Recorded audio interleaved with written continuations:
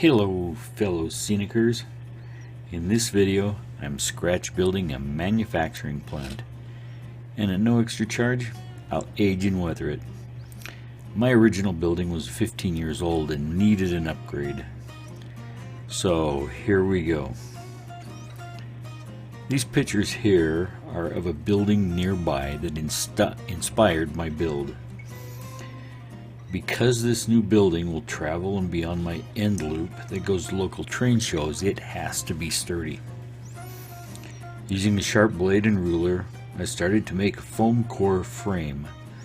I measured and cut the walls and glued them together using Aleene's tacky glue.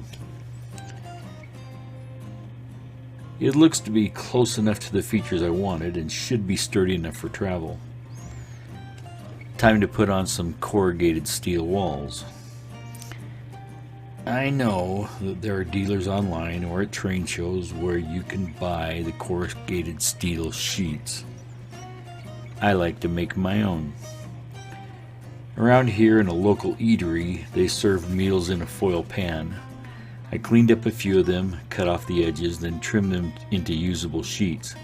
It's not necessary to remove the wrinkles or the embossed edges. Here comes the scratch build magic. I used an old plastic thermos lunchbox as an embossing tool. I placed the foil sheet, over the ribbing, and using a small diameter tool like this crochet hook, I pressed the foil into the ribs of the box, back and forth very gently. Being careful to hold the foil in place, I scribed each line for the corrugated steel. And within a few minutes, voila! I have a corrugated steel wall.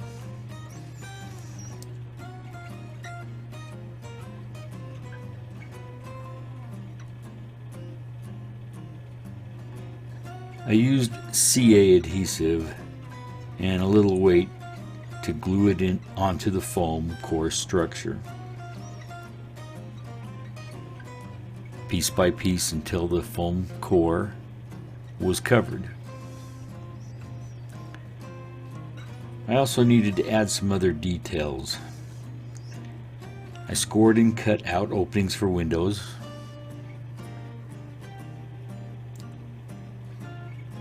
I also needed some ductwork for the roof. I used bendable plastic drinking straws and painted them with a rattle can of foil colored paint. I drilled holes in the foam core roof for the ductwork, bent the straws and placed them inside each other, then cut them to size, and there we go. I have ductwork on the roof.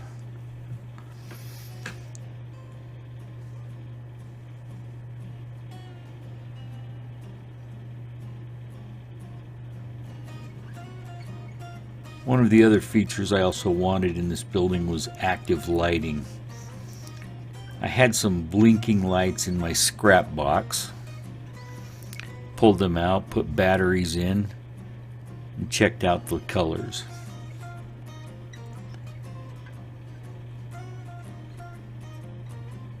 They came from a local grocery store product display,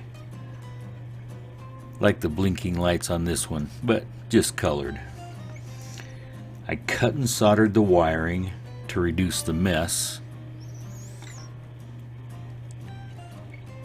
and mounted the lights into a foam core strip, then placed them inside the building.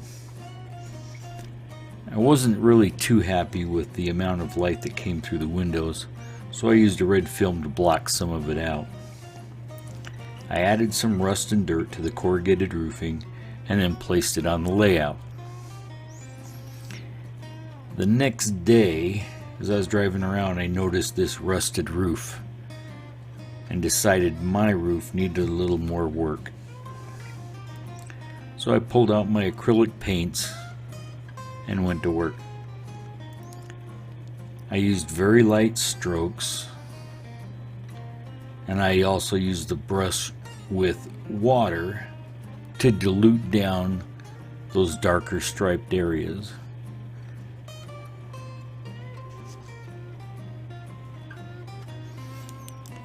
I found that the combination of these colors gave me a rusted paint look that I was looking for.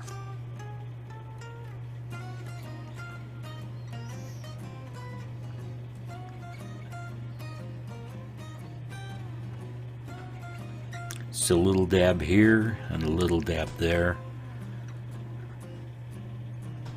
Just some light strokes of the brush, nothing too heavy.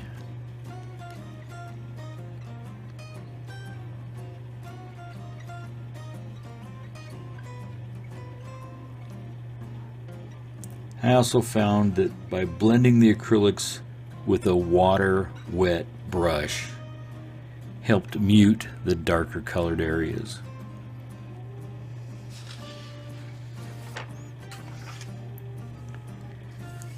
As I was working over these roof tops, I found I needed to add a little bit more color here and dilute it down a little there.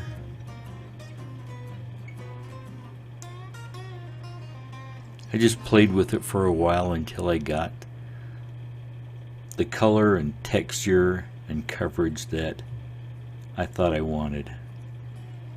I think it turned out okay. Not an expert, but I'm learning.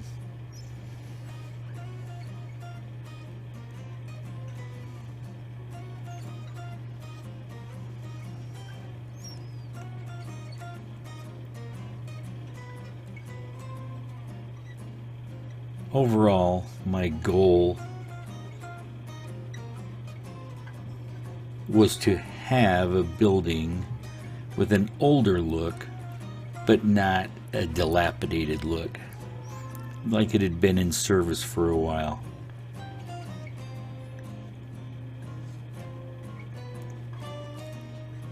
I placed it on my layout and put it in service. I did a little switching to break in the new building.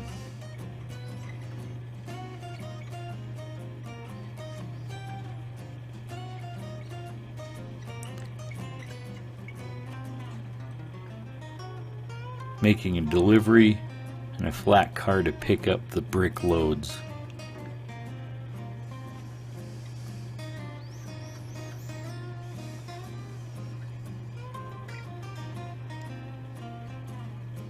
After adding a little more dirt and grime, along with a few bumps and bruises, I think it turned out to be a nice upgrade. I'm quite pleased with it. I'm not saying that I'm done with it, but I'm liking the overall look. Thanks for watching.